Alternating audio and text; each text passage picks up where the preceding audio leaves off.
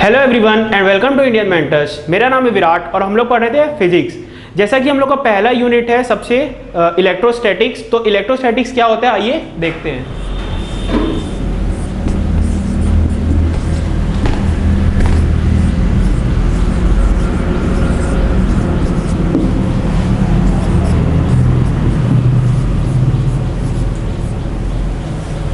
Okay देखो, सबसे पहले आता है हमारा इलेक्ट्रिक चार्जेस एंड फील्ड। देखो हम लोग पूरे इसमें हम लोग दो टाइप का नेचर हम लोग पढ़ेंगे चार्जेस का। मतलब चार्जेस क्या होते हैं वो तो हम लोग देखेंगे, लेकिन याद रखना हम लोग दो टाइप का नेचर इसमें पढ़ेंगे। एक रहेगा चार्जेस जब रेस्ट में रहेगा और एक दूसरा रहेगा मोशन में। दो टाइप का पोजीशन होता है हमारा, एक होता है जब चार्जेस हमारे रेस्ट में होते हैं और एक होता है हमारा मोशन में। रेस्ट में मतलब कि चार्जेस रुके हुए हैं, मोशन में मतलब कि वो मूव कर रहे हैं। इसमें कुछ स्पेशल टाइप के फोर्सेस लगते हैं हमारे, उसकी वजह से क्या होता है कि चार्जेस फ्लो करने लगते हैं। और जो हमारा फर्स्ट है वो हमारा रेस्ट पोजिशन में, चार्जेस सिर्फ रखे हुए हैं। तो इसमें जो फोर्स लगता है हमारा वो होता है हमारा इलेक्ट्रोस्टैटिक फोर्स।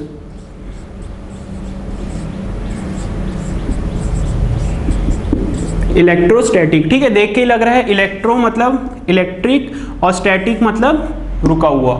और दूसरा हमारा जो होता है वो होता है हमारा मोशन में, इसको बोलते हैं हम लोग इलेक्ट्रिक करंट। ठीक है, इलेक्ट्रोस्टैटिक्स और इलेक्ट्रिक करंट दो पोर्शन है हमारा। मेनली दो ही पोर्शन सबसे अभी के लिए हमारा इंपॉर्टेंट है। तो हम लोग सबसे पहले देखेंगे इलेक्ट्रोस्टैटिक्स क्या होता है। इलेक्ट्रोस्टैटिक्स हमारा आता है इलेक्ट्रिक चार्जेस एंड फील्ड के अंदर। ठीक है, तो अब अगर हमको इलेक्ट्रोस्टैटिक देखना है तो इलेक्ट्रोस्टैटिक देखने के लिए हमको सबसे पहले देखना पड़ेगा कि चार्जेस क्या होता है।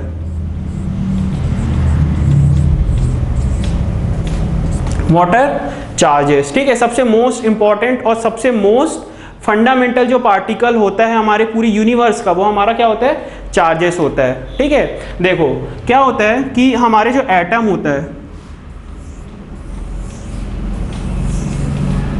ठीक है, जो हमारा एटम होता है, एटम मेनली किससे बना रहता है, यहाँ पे बीच में हमारा न्यूक्लियस रहता है और ये हमारे होते हैं ऑर्बिट्स, या फिर हम लोग इसको क्या बोलते हैं, और शेल्स। ठीक है, अब जो हमारा न्यूक्लियस होता है, न्यूक्लियस हमारा बना होता है, न्यूक्लियस के अंदर रहते हैं protons and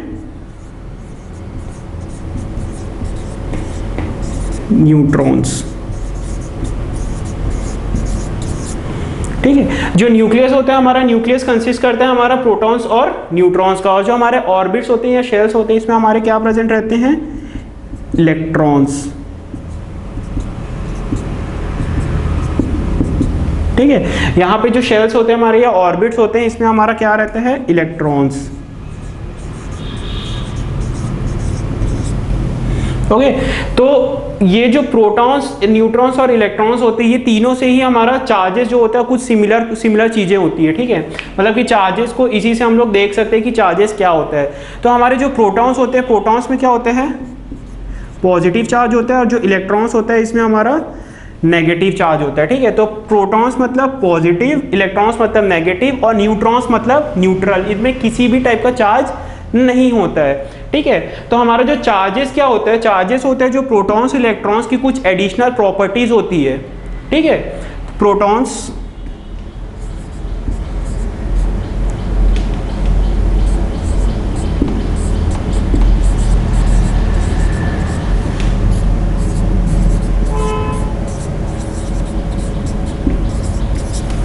additional properties of protons and electrons। ठीक है, जो हमारा जो क्या बोलते हैं, प्रोटॉन्स जो होता है, प्रोटॉन्स और इलेक्ट्रॉन्स का कुछ एडिशनल प्रॉपर्टी होता है जिसके वजह से क्या होता है, विच गिव्स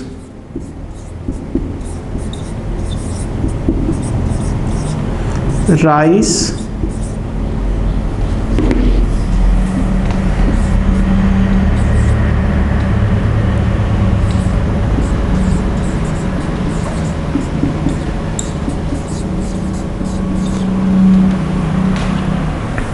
ठीक है।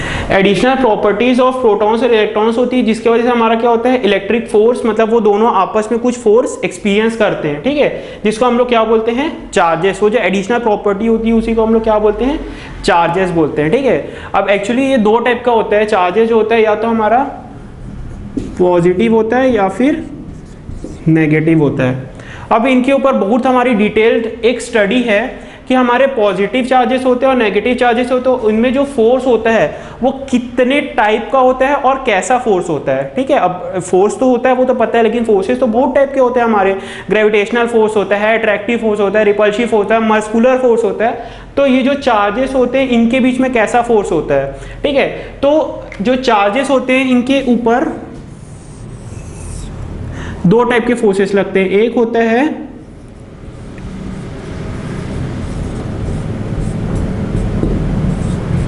अट्रैक्शन और दूसरा होता है रिपल्शन,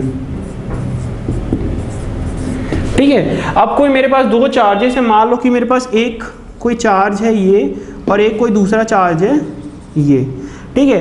तो मान लो कि ये मेरा पॉजिटिव चार्ज है और ये भी मेरा पॉजिटिव चार्ज है, ठीक है। तो हमारी कुछ ऐसी रिसर्च है जिसके थ्रू हमने पता किया है कि ये जो जब दो चार्जेस सेम नेचर के होते हैं तो आपस में फोर्स ऑफ अट्रैक्शन या रिपल्शन एक्सपीरियंस करते हैं, ठीक है। लेकिन बात आती है कि जब भी कोई दो सेम नेचर के चार्जेस होते हैं, मतलब अगर ये दो पॉजिटिव चार्जेस है तो ये आपस में हमेशा फोर्स ऑफ रिपल्शन एक्सपीरियंस करेंगे। मतलब जैसे ही ये वाला चार्ज को मैं इस चार्ज के रेंज में लेकर आऊंगा, ठीक है, एक रेंज में लेकर आऊंगा, तो क्या होगा कि ये जो चार्ज है इसको दूर ढकेलेगा और ये वाला जो चार्ज है ये इसको दूर अपने से दूर करेगा।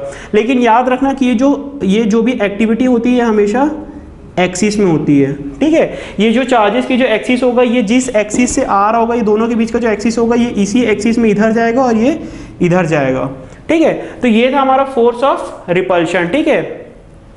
रिपल्शन हमारा क्या होता है, अनलाइक चार्जेस लाइक चार्जेस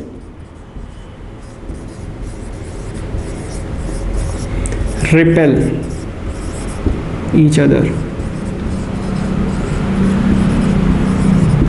लेकिन अगर मैं बात करूं कि अगर एक ये पॉजिटिव है और एक नेगेटिव चार्ज है, मतलब कि अभी भी मेरे पास दो चार्जेस है, ये इनका एक्सिस है, ठीक है।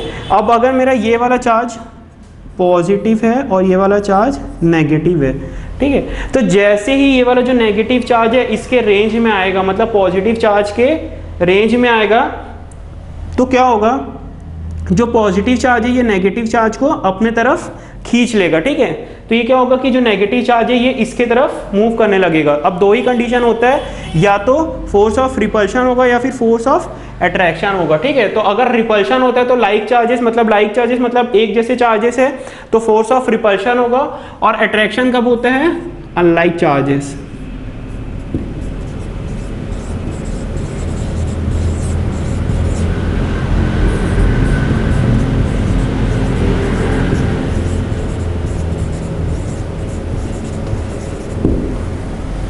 ठीक है, फोर्स ऑफ अट्रैक्शन और फोर्स ऑफ रिपल्शन, दो टाइप के फोर्सेस जो होते हैं इसमें हम लोग देखते हैं।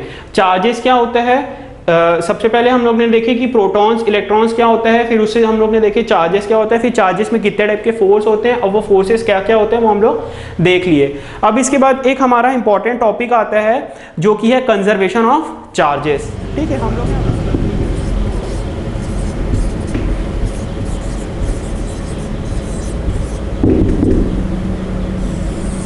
Conservation of charge, conservation of mass मैंने बता दिया क्या होता है। अब तो हम लोग देखते हैं कंजर्वेशन ऑफ चार्ज। जैसे मास को बनाया नहीं जा सकता, डिस्ट्रॉय नहीं किया जा सकता, एनर्जी को बनाया नहीं जा सकता, डिस्ट्रॉय नहीं किया जा सकता, वैसे ही हमारे जो चार्जेस होते हैं ना इनको हम बना सकते हैं ना हमको डिस्ट्रॉय कर सकते हैं, ठीक है। मतलब कि जो टोटल चार्जेस होते हैं सिस्टम के वो हमेशा कंजर्व रहते हैं। अगर मेरे पास कोई एक आइसोलेटेड सिस्टम है, ठीक है, in an isolated system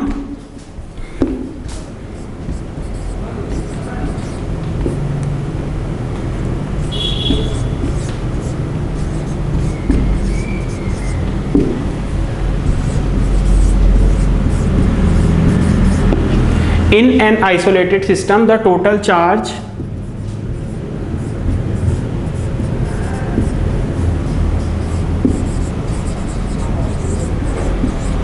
is always conserved.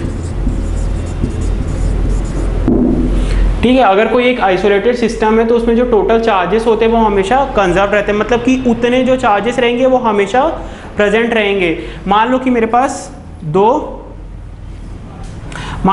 कोई दो बॉडी है, ठीक है, बॉडी बोलने से बड़ी बनाते हैं, ठीक है, कोई दो बॉडी है। अब ये दोनों बॉडीज में मेरे पास क्या है, बहुत सारे इसके ऊपर चार्जेस है।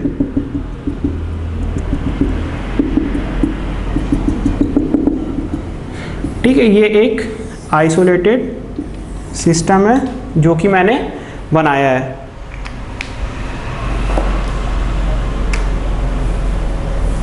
आइसोलेटेड सिस्टम है, ये मैंने बनाया है। ठीक है, अब क्या होगा, मान लो ये पूरा एक आइसोलेटेड सिस्टम है, इसके अंदर मान लो कि कुछ 100 चार्जेस एग्जिस्ट कर रहे हैं। ठीक है, 100 चार्जेस इसके अंदर है। अगर मैंने इस दोनों सरफेस को अगर मैंने ज्वाइन कर दिया, मान लो कि मैंने इसको ज्वाइन कर दिया किसी एक वायर के थ्रू या किसी एक कंडक्टर के थ्रू, तो क्या होगा कि जो कुछ चार्जेस है वो इधर से इधर आ जाएंगे, कुछ इधर से इधर आ जाएंगे। मतलब कि अगर मान लो कि इसमें चार्जेस कम है, मान लो इसमें 30 है, इसमें 70 है। ठीक है, तो जब अगर मैं इसको ज्वाइन कर दिया तो हो सकता है कि कुछ चार्जेस यहाँ से यहाँ आ जाए। ठीक है, लेकिन जो टोटल नंबर ऑफ चार्जेस रहेगा सिस्टम का वो हमेशा 100 ही रहेगा। ठीक है, तो ये होता है हमारा कंजर्वेशन ऑफ चार्ज की, मतलब जो टोटल चार्जेस होता है सिस्टम का वो हमेशा कंजर्व रहता है, मतलब कि उतने ही चार्जेस रहेंगे, चाहे हम लोग इसको ज्वाइन करें या कुछ भी करें। अगर चार्जेस हमारे कुछ मान लो डिसअपियर हो जा रहे हैं, डिसअपियर होना मतलब कि वो इन्वायरमेंट में चले जा रहे हैं, मतलब हवा में चले जा रहे हैं, लेकिन जो चार्जेस रहेंगे वो खत्म नहीं होंगे, डिस्ट्रॉय नहीं होंगे, उतने चार्जेस होंगे ही होंगे। ठीक है, तो चार्ज ऑन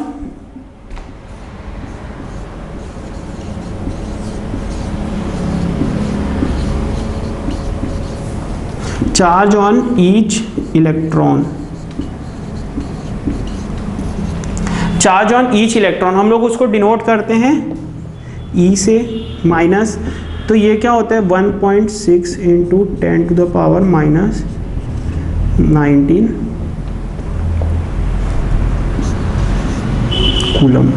ठीक है, क्या होता है हमारा 1.6 into 10 to the power minus 19 coulomb. अब जो कूलम होता है, कूलम क्या होता है हमारा ऐसा यूनिट ऑफ चार्ज है, मतलब हम लोग जब चार्जेस को, जैसे डिस्टेंस है, ठीक है, तो मैं डिस्टेंस को किससे मेजर करता हूँ, किलोमीटर्स में। ठीक है, अगर कोई लिक्विड क्वांटिटी तो मैं उसको लीटर्स में मेजर करता हूँ, और अगर कोई वेट है तो मैं उसको किलोग्राम से मेजर करता हूँ। तो वैसे ही हमारे जो चार्जेस होते हैं, चार्जेस को हम लोग मेजर करते हैं ऐसा ही यूनिट ऑफ चार्ज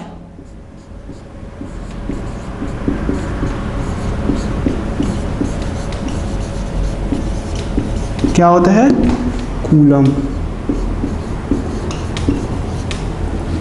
ओके, जो इलेक्ट्रिक चार्जेस का ऐसा यूनिट है वो हमारा क्या होता है, कूलम, जिसको हम लोग डिनोट किससे करते हैं, कैपिटल सी से। और चार्ज ऑन ईच इलेक्ट्रॉन होता है हमारा 1.6 into 10 to the power minus 19 coulomb. ठीक है, इसके बाद एक इंपॉर्टेंट हमारा छोटा सा टॉपिक आता है, वो है हमारा फ्री इलेक्ट्रॉन्स।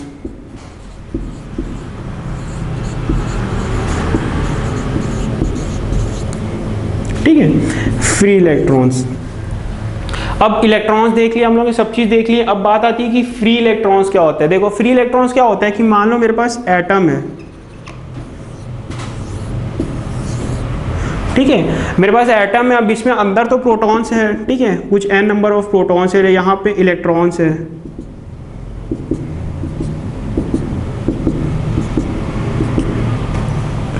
अब क्या होता है कि हमको पता है कि इसमें क्या होता है, शेल्स में जो रहते हैं definite number of electrons present रहते हैं। जो ऑर्बिट्स होते हैं हमारे, इसमें क्या होता है, definite number of electrons present होते हैं।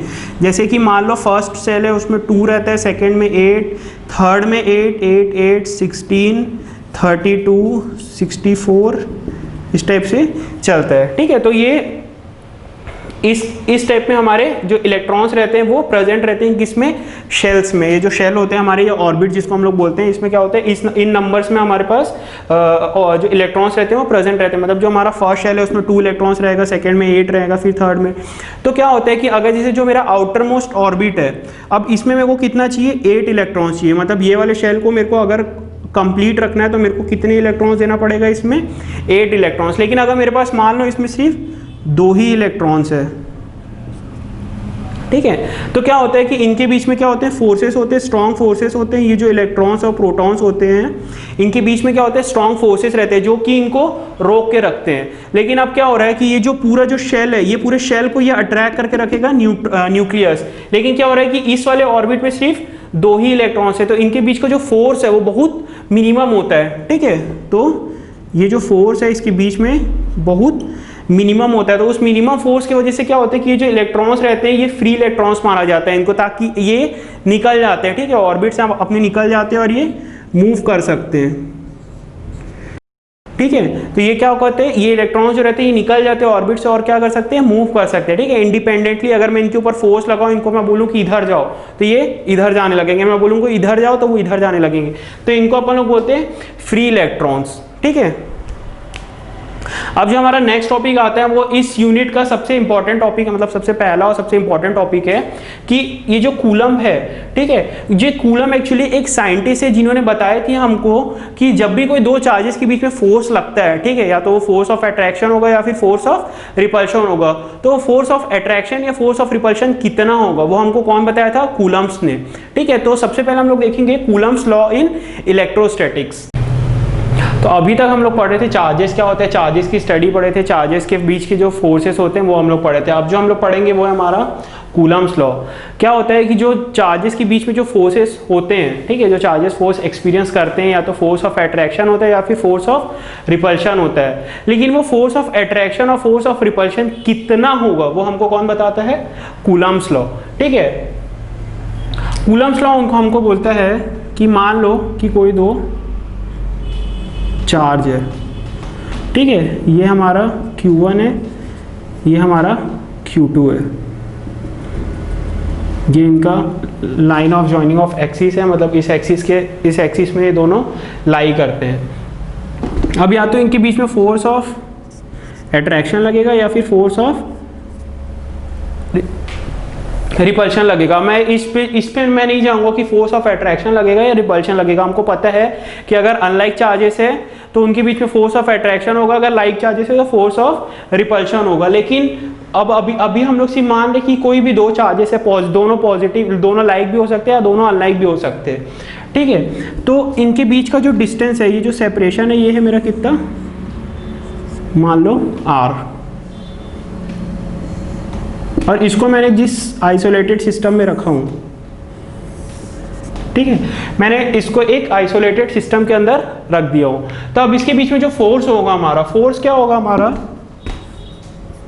Force is directly proportional to Q1 into Q2, मतलब force is directly proportional to product of charges. ठीक है, force is directly proportional two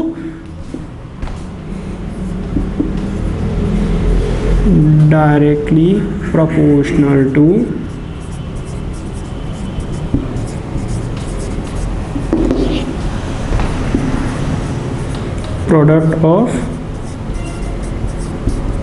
charges. अब देखो पूरे यूनिवर्स में बहुत सारे चार्जेस होंगे, लेकिन हमने सिर्फ ये 2 ही चार्जेस को एज्यूम किया है कि पूरी दुनिया में सिर्फ ये 2 ही चार्जेस है, और इन दोनों चार्जेस को मैंने एक आइसोलेटेड सिस्टम में बंद कर दिया है। तो उस सिर्फ ये 2 चार्जेस के बीच के फोर्सेस की हम लोग स्टडी करेंगे, सिर्फ 2 चार्जेस। कूलम्स लॉ जो था वो सिर्फ 2 चार्जेस के ऊपर बेस्ड थ्योरी थी। ठीक है, तो जो मेरा सबसे पहला था मेरा क्या है, मेरे को क्या बोलते हैं, force is directly proportional to product of charges. ठीक है, इसको मैं ले लेता हूँ equation 1, force is directly proportional to product of charges. मेरा सेकेंड इक्वेशन होता है force is inversely proportional to square of distance between them. ठीक है, इसके बीच का जो सेपरेशन है, मतलब R है तो सेपरेशन का स्क्वायर। ठीक है, तो क्या होगा, इनवर्सली प्रोपोर्शनल टू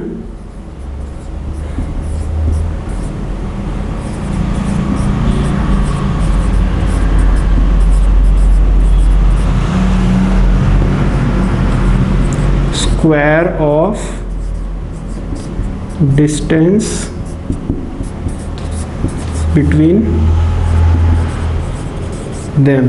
ठीक है, फोर्स जो होता है वो क्या होता है, inversely proportional to square of distance between them. अगर मैं ये दोनों इक्वेशन को कंबाइन करूंगा तो मेरा क्या हो जाएगा, Q1 Q2 by R square. ठीक है, यही जो होता है मेरा, ये क्या होता है, कूलम्स लॉ। कूलम्स लॉ हमको क्या बोलते हैं, force is directly proportional to product of charges and inversely proportional to square of distance between them. अगर मैं इस कांस्टेंट ऑफ प्रोपोर्शनैलिटी को हटाऊं तो मेरे को एक कांस्टेंट इंट्रोड्यूस करना पड़ेगा जो कि होगा मेरा के।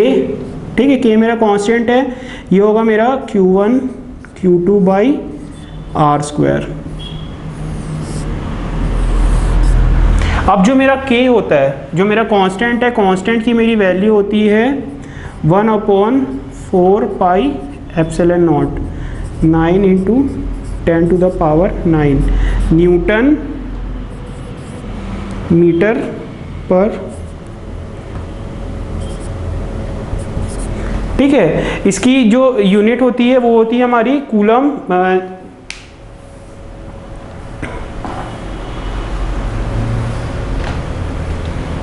इसकी जो यूनिट होती है ये हमारी होती है coulomb Newton per metre square. ठीक है, coulomb Newton per metre square.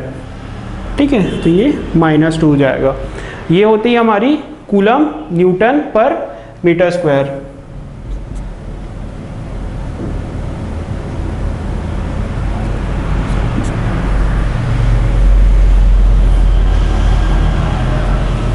ठीक है, coulomb per newton per metre square. तो ये मेरा क्या होता है, k का वैल्यू होता है। इसको हम लोग ऐसे लिख सकते हैं C/nm²। ये मेरी होती है कांस्टेंट की वैल्यू। अब ये जो होता है मेरा 1/4 पाई एप्सिलॉन नॉट, ये पूरा एक यूनिट है। अगर कभी भी कहीं इक्वेशन में अगर 4 पाई ऊपर आ रहा है और नीचे हमारा ये कांस्टेंट एग्जिस्ट कर रहा है तो हम लोग उस 4 पाई और 4 पाई को कैंसिल नहीं कर सकते। ठीक है, और ये जो मेरा एप्सिलॉन नॉट होता है, ठीक है, ये एप्सिलॉन नॉट जो होता है मेरा, ये होता है एब्सोल्यूट परमिटिविटी।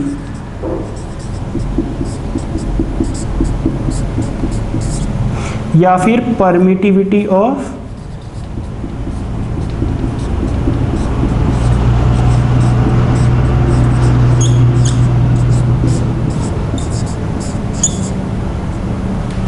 ठीक है, एब्सोल्यूट परमिटिविटी या फिर परमिटिविटी ऑफ फ्री स्पेस। ये है हमारा कूलम्स लॉ। कूलम्स लॉ हमको क्या बोलते हैं कि अगर मेरे पास कोई भी एक आइसोलेटेड सिस्टम में अगर मेरे पास दो चार्जेस है Q1 और Q2, उसके बीच का सेपरेशन है मेरा R, तो मेरा जो फोर्स होगा वो क्या होगा, Q1 Q2। Force is directly proportional to product of charges and inversely proportional to square of distance between them. तो फोर्स मेरा क्या होता है Q1 Q2 upon R square. अब अगर मैं इस कांस्टेंट ऑफ प्रोपोर्शनैलिटी को हटा दूं तो क्या हो जाएगा, K Q1 Q2 by R square. अब जो मेरा K होता है, K की वैल्यू मेरी होती है 1/4 पाई एप्सिलॉन नॉट। अब ये जो 1/4 पाई एप्सिलॉन नॉट है, इस पूरे की वैल्यू होती है मेरी 9 into 10 to the power 9 coulomb per newton per metre square. ठीक है, और जो मेरा एप्सिलॉन नॉट होता है, एप्सिलॉन नॉट की वैल्यू, एप्सिलॉन नॉट होता है हमारा एब्सोल्यूट परमिटिविटी या फिर परमिटिविटी ऑफ फ्री स्पेस। ठीक है, तो ये है हमारा कूलम्स लॉ। अब जो हम लोग देखेंगे वो है Coulomb's law in vector form. अब जो देखेंगे हम लोग वो देखेंगे Coulomb's law in vector form. पिछले अभी हम लोग देखे थे कूलम्स लॉ। ठीक है, कूलम्स लॉ क्या होता है कि जब भी कोई दो आइसोलेटेड सिस्टम के अंदर अगर मैं कोई दो चार्जेस को रख दूं तो उसके बीच में फोर्सेस क्या होता है, वो फोर्सेस की वैल्यू कितनी होती है वो हम लोग देखे थे। अब जो देखेंगे हम लोग कूलम्स लॉ देखेंगे वेक्टर फॉर्म में। एक्चुअली वेक्टर क्या होता है, वेक्टर हमको डायरेक्शन बताता है कि हमारा फोर्स तो एक्ट कर रहा है। ठीक है, मान लो कि एक फोर्स इधर जा रहा है, एक फोर्स इधर जा रहा है, लेकिन वो फोर्स एक्चुअली में किधर एक्सपीरियंस हो रहा है और वो जो चार्जेस है वो किधर मूव कर रहे हैं वो देखने के लिए हम लोग देखते हैं कूलम्स लॉ को वेक्टर फॉर्म में। ठीक है, इसमें भी सेम हम लोग दो चार्जेस ही लेंगे। मान लो कि मेरे पास दो चार्जेस है, ये है Q1 और यहाँ पे दूसरा चार्जेस है, दूसरा चार्ज है मेरे पास Q2। ठीक है, अब इन दोनों ही चार्जेस को मैं देखूंगा कि वेक्टर फॉर्म में कैसा एक्ट करते हैं। तो इसको मैं ओरिजिन से ज्वाइन कर देता हूँ। अब ये है इसका लाइन ऑफ एक्सिस। ठीक है, मान लो कि ये चार्ज इधर जा रहा है, ये चार्ज इधर जा रहा है। सिर्फ मैं एक एज्यूम्पशन ले रहा हूँ कि ये वाला जो चार्ज है इधर मूव कर रहा है, वाला चार्ज इधर मूव कर रहा है। तो इसको ऐसा ड्रॉ कर लेते हैं। अब इसके बीच का जो सेपरेशन है वो अगेन R ही रहेगा हमारा।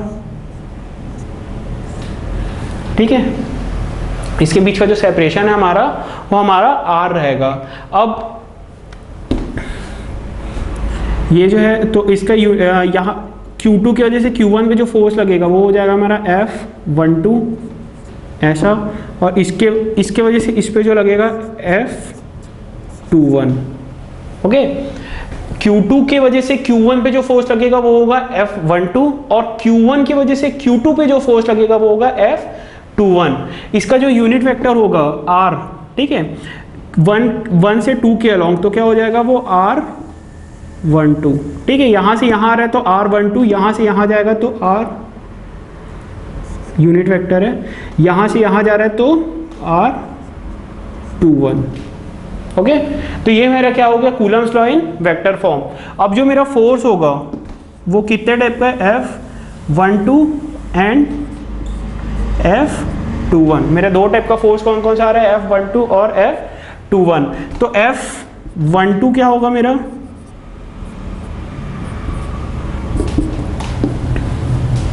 अगेन 1/4 पाई एप्सिलॉन नॉट, ठीक है, Q1 Q2 by R square. ये तो ऐसे ही रहेगा, बस इसका क्या आ जाएगा, यूनिट वेक्टर आ जाएगा क्योंकि ये वेक्टर फॉर्म में। तो F12 के लिए कितना है, 12 के लिए R21, और F21 का अगर मैं बात करूं तो कितना हो जाएगा, 1/4 pi epsilon naught Q1 Q2 by, ठीक है, चार्जेस मेरा सेम है, सेपरेशन मेरा सेम है, तो सब चीज सेम रहेगा, बस F21 के लिए मेरा क्या हो जाएगा, R12, ठीक है। अगर मैं ये दोनों का मॉड ले लूं, मतलब कि मैं डायरेक्शन हटा दूं, मैं सिर्फ और सिर्फ मैग्नीट्यूड की बात करूं, तो क्या हो जाएगा, F12 magnitude of F12 is equals to magnitude of F21, ठीक है। तो ये क्या हो जाएगा मेरा 1/4 pi epsilon naught Q1 Q2 by R square, ठीक है। तो ये जो था मेरा, ये था coulomb's law in vector form. अगर मैं F12 की बात करूं, अगर दो फोर्सेस एक्ट कर रहे हैं, अब जो मेरा फोर्स होगा और प्रोडक्ट ऑफ चार्जेस और सेपरेशन तो दोनों केसेस में सेम रहेगा, लेकिन क्या होगा, जो चार्जेस होगा, चार्जेस का जो मल्टीप्लिकेशन है, प्रोडक्ट है, वो डिपेंड करेगा Q1 और Q2 का, और उसके बाद हमारा आएगा यूनिट वेक्टर, कि यूनिट वेक्टर हमारा किस डायरेक्शन के अलोंग एक्ट कर रहा है, ठीक है। अगर मैं Q1 से Q2 की तरफ आऊंगा तो क्या हो जाएगा, R12, और Q2 से Q1 की तरफ जाऊंगा तो क्या हो जाएगा, R21, और सेपरेशन याद रखना इसका R रहता है, ठीक है। हम लोग ने एक एज्यूम किया कि सेपरेशन हमारा R होता है। तो ये जो है हमारा, ये है हमारा Coulomb's law in vector form. तो हम लोग इन दोनों के थ्रू इसका डायरेक्शन पता कर सकते हैं कि जो चार्जेस है, फोर्स लगने के बाद एक्चुअली में कहाँ जाएंगे। अब इसके बाद आता है हमारा कूलम्स लॉ के बाद, कूलम्स लॉ का हम लोग दो फॉर्म पढ़ लिए, एक कूलम्स लॉ, ठीक है, और दूसरा है हमारा Coulomb's law in vector form. अब इसके बाद जो हम लोग देखेंगे वो हमारा सुपरपोजिशन प्रिंसिपल। सुपरपोजिशन प्रिंसिपल, देखो सुपरपोजिशन प्रिंसिपल क्या होता है, जैसे वेक्टर हम लोग पढ़े, कूलम्स लॉ क्या होता है, तो कूलम्स लॉ में क्या बोलते हैं कि सिर्फ दो चार्जेस के बारे में बात करते हैं, लेकिन अगर एक चार्ज के ऊपर बहुत सारे चार्जेस फोर्स लगा रहे तो जो टोटल फोर्स होगा वो क्या होगा, हमको वो कौन बताता है, सुपरपोजिशन प्रिंसिपल। सुपरपोजिशन प्रिंसिपल बोलता है द नेट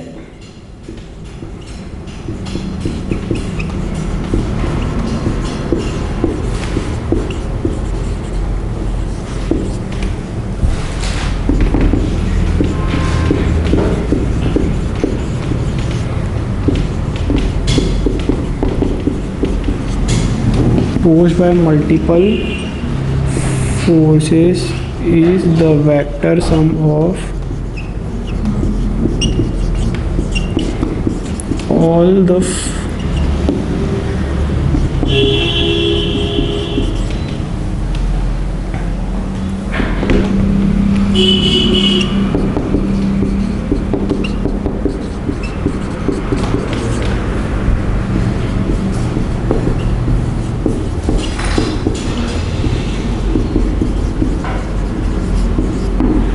मतलब कि एक चार्ज में अगर बहुत सारे चार्जेस फोर्स लगा रहे हैं तो सबका वेक्टर सम अगर कर दूं, मतलब अगर Q1 क्या हो जाएगा, देख लेते हैं इसको डायरेक्ट।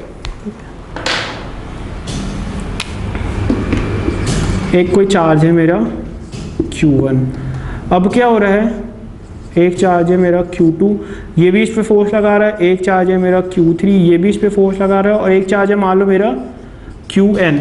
अभी कितने भी चार्ज हो सकते, मान लो 100 चार्जेस है, 500 चार्जेस है, हम लोग सिर्फ ये 3 के बारे में बात करेंगे, मतलब एन ले ली, मतलब कि कितने भी हो सकते हैं वो। तो अब Q2 की वजह से Q1 पे जो फोर्स लगेगा वो मान लो कुछ इस डायरेक्शन में है, तो ये क्या हो जाएगा मेरा F12। Q3 की वजह से Q1 पे जो फोर्स लगेगा F13। Qn की वजह से Q1 पे जो फोर्स लगेगा वो F1n। ठीक है, अब ये सारे फोर्सेज जो होंगे वो डायरेक्शनल होंगे। ठीक है, तो ये सारे फोर्सेस को अगर मैं इंडिविजुअली कैलकुलेट करके ऐड कर दूं, ठीक है, मैं कैलकुलेट कर सकता हूँ Q1 और Q2 का, मेरे को पता रहेगा कि कितना है फर्स्ट चार्ज, कितना है सेकंड चार्ज, कितना है, इसके बीच का डिस्टेंस कितना है। तो अगर मैं सबको इंडिविजुअली, अगर मैं सबका वेक्टर सम कर दूं, वेक्टर सम करना है याद रखना, अगर मैं सबको वेक्टर सम कर दूं तो मेरा जो टोटल मेरा फोर्स है, द नेट फोर्स जितना मेरा Q1 चार्ज पे ऐड कर रहा है वो मेरे को मिल जाएगा। ठीक है, वो मेरे को मिल जाएगा। तो इसके बीच का जो वो है, मान लो R1 है टू Rn है। ठीक है, तो यहाँ पे कितना हो जाएगा,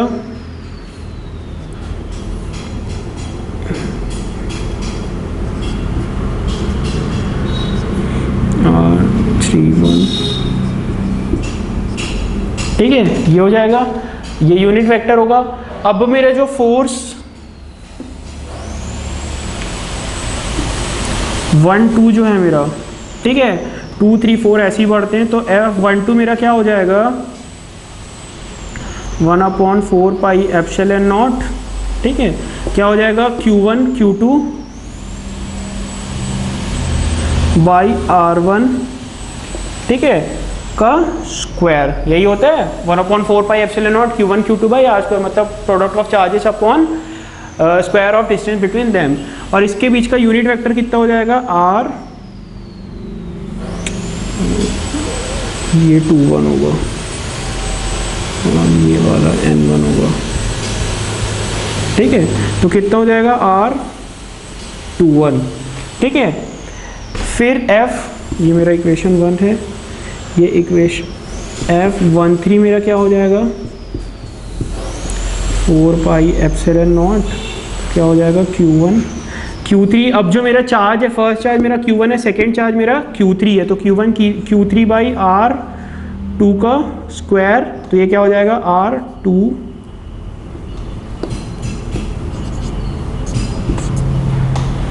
ठीक है, R31। फिर क्या हो जाएगा F1n, कितना हो जाएगा 1/4 pi epsilon naught Q1 Qn upon Rn का स्क्वायर, और यहाँ पे क्या हो जाएगा Rn1।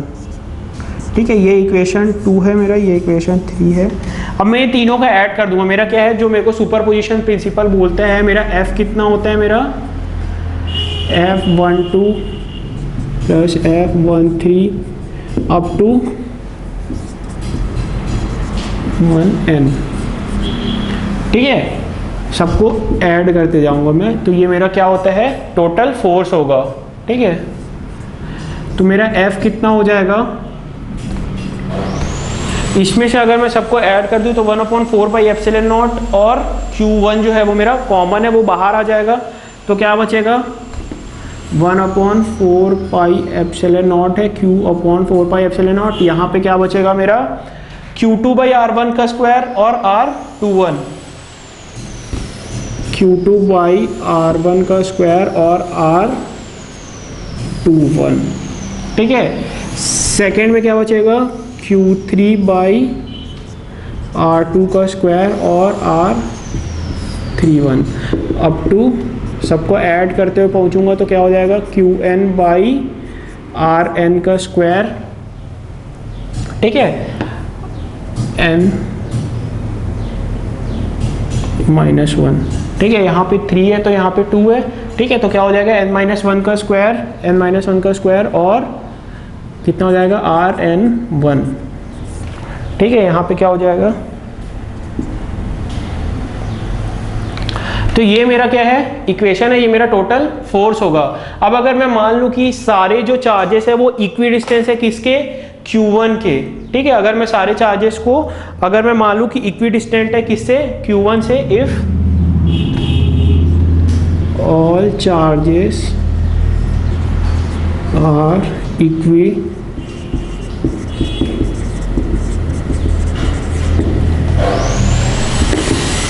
फ्रॉम Q1, ठीक है। जितने भी चार्जेस है मेरा क्या है, इक्वी डिस्टेंस है Q1 से, तो क्या हो जाएगा, फोर्स क्या हो जाएगा मेरा 1/4 पाई एप्सिलॉन नॉट, ये क्या हो जाएगा Q बाई आर आ जाएगा। और अंदर में क्या बचेगा मेरा, सॉरी Q1 बाई आर हो जाएगा, तो ये क्या बचेगा Q2 R 21 plus Q3 R 31 plus R N1, ठीक है। तो यही जो मेरा है, ये मेरा क्या होगा, टोटल फोर्स होगा due to multiple charges on a single charge, ठीक है। एक सिंगल चार्ज की वजह से मल्टीपल चार्जेस का जो एक सिंगल चार्ज पे मल्टीपल चार्जेस का जो फोर्स होगा वही मेरा क्या होगा, वो मेरा क्या होगा, ये होगा 1/4 pi epsilon naught Q1 by R. अब मैं इस पूरे वेक्टर को अगर मैं सॉल्व कर दूं, सबको सम कर दूं अगर, तो मेरे को क्या मिल जाएगा, टोटल फोर्स मिल जाएगा। यही मेरा क्या है, सुपरपोजिशन प्रिंसिपल है। अब जो हम लोग देखेंगे वो है हमारा कंटिन्यूस चार्ज डिस्ट्रीब्यूशन सिस्टम, ठीक है। कंटिन्यूस चार्ज मतलब होता है कि अगर कोई भी एक सिस्टम है, अगर मैंने उसमें कंटिन्यूस एक जैसे चार्जेस दे दिए, मतलब समझ लो सबसे पहले मेरे पास इसमें मेनली तीन टाइप के होते हैं हमारे पास। एक होता है लीनियर चार्ज, एक होता है सरफेस चार्ज, और तीसरा होता है हमारा वॉल्यूम चार्ज डिस्ट्रीब्यूशन, ठीक है। जो सबसे पहले हम लोग देखेंगे वो है हमारा लीनियर चार्ज, उसके बाद सरफेस चार्ज, फिर वॉल्यूम चार्ज। लीनियर चार्ज क्या होता है कि अगर मैंने किसी सिस्टम को एक लाइन में अगर मेरे पास कोई एक सिस्टम है, उसमें अगर मैंने चार्जेस दे दिए और वो पूरे चार्जेस कंटिन्यूस है और यूनिफॉर्म है, ठीक है। यूनिफॉर्म मतलब कि यूनिफॉर्म बोलने से एक लाइन में तो है लेकिन सेम टाइप के चार्जेस होना चाहिए। जैसे मैंने इसमें दिया है ये पूरे पॉजिटिव चार्जेस है, या फिर दूंगा तो पूरे नेगेटिव चार्जेस दूंगा या पूरे पॉजिटिव दूंगा। अगर मैं पॉजिटिव और नेगेटिव मिक्स कर दिया तो ये कॉन्सेप्ट यहाँ पे काम नहीं करेगा। इसके लिए हमेशा चार्जेस जो होना चाहिए वो कैसे होना चाहिए, कंटिन्यूस होना चाहिए। जो लीनियर चार्ज सिस्टम होता है, इसमें मान लो कि मैंने कोई एक पॉइंट कंसिडर किया है यहाँ पे इस लाइन एलिमेंट में। इस लाइन एलिमेंट के एरिया, मतलब इस लाइन एलिमेंट से के पास अगर मैं कोई एक पॉइंट P कंसीडर करूं, उस पॉइंट P में मेरा फोर्स कितना होगा, ठीक है, वो हम पता कर सकते हैं। हमारा फॉर्मूला होगा 1/4 pi epsilon naught Q1 Q2 by R square. लेकिन इस पर्टिकुलर पॉइंट में जो DL लेंथ है, उस DL लेंथ में चार्जेस की डेंसिटी कितनी होगी, मतलब उस पर्टिकुलर उतना जो लेंथ है उस लेंथ में कितने चार्जेस होंगे, तो मेरा क्या होता है, लीनियर चार्ज डेंसिटी बोलते हैं हम लोग, जिसको हम लोग डिनोट करते हैं किससे, लैम्डा से, ठीक है। ये होता है हमारा dq अपॉन dl, ठीक है। या फिर और मैं इसको लिख सकता हूँ lambda equals to q by L.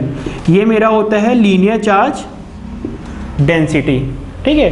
ये जो होता है मेरा, ये क्या होता है, linear charge density, linear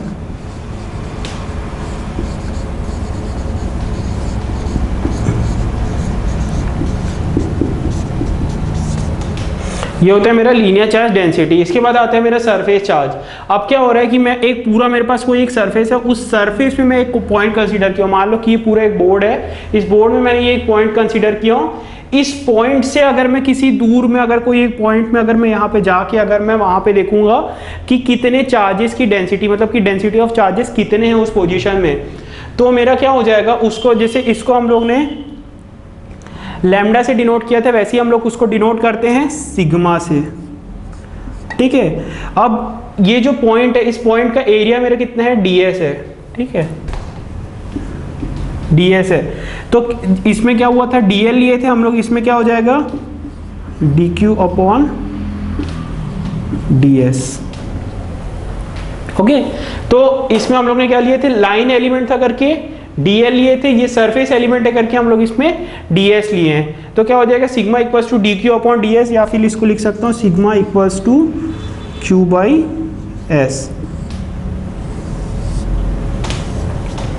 okay तो ये जो है मेरा ये होगा इस पर्टिकुलर इस पूरे सरफेस में अगर मैं चार्जेस की डेंसिटी देखूं तो वो मेरा कितना होगा, sigma equals to Q by S. ये मेरा होता है सरफेस चार्ज,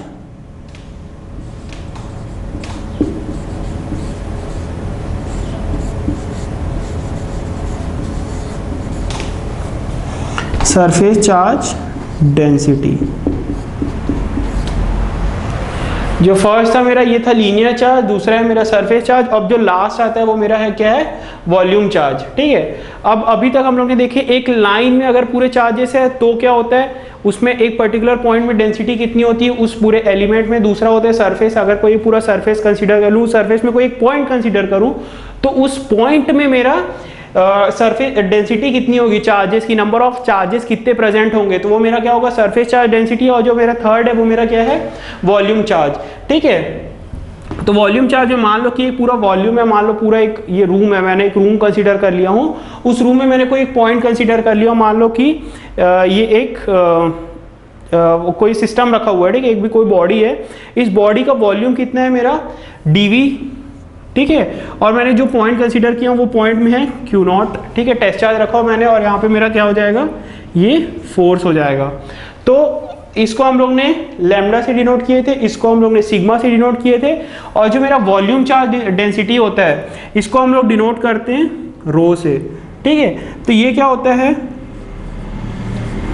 इसमें हम लोग ने dq लिए थे, dq बाई dl लिए थे क्योंकि ये लीनियर चार्ज था। सरफेस चार्ज में dq बाई ds लिए थे, सरफेस था क्योंकि, और जब वॉल्यूम आ जाएगा तो क्या हो जाएगा, dq बाई dv।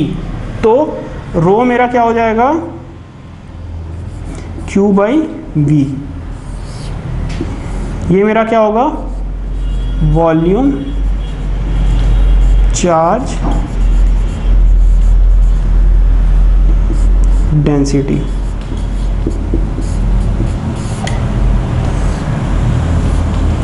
तो ये जो फंक्शंस है हमारे, तीन जो हमारा चार्ज डिस्ट्रीब्यूशन सिस्टम है, ये तीनों बहुत इंपॉर्टेंट है। फर्स्ट है हमारा लीनियर चार्ज डेंसिटी, दूसरा है हमारा सरफेस चार्ज डेंसिटी, और तीसरा है हमारा वॉल्यूम चार्ज डेंसिटी। ठीक है, तो यहाँ पे हम लोग का खत्म होता है ये वाला सेशन। अब जो नेक्स्ट सेशन होगा उसमें हम लोग देखेंगे आगे के जो टॉपिक्स है उसको। तब तक ये जितने टॉपिक्स है इनको कवर कर लीजिए, और अगर आपको हमारी वीडियोस अच्छी लगती है तो वीडियो को लाइक कीजिए। अगर आप चैनल पे नए हैं तो चैनल को सब्सक्राइब कीजिए और बेल आइकन को जरूर प्रेस करिए ताकि आपको सारे न्यू नोटिफिकेशंस मिल जाए, और वीडियोस को अपने फ्रेंड्स के साथ शेयर भी कीजिए। Thank you.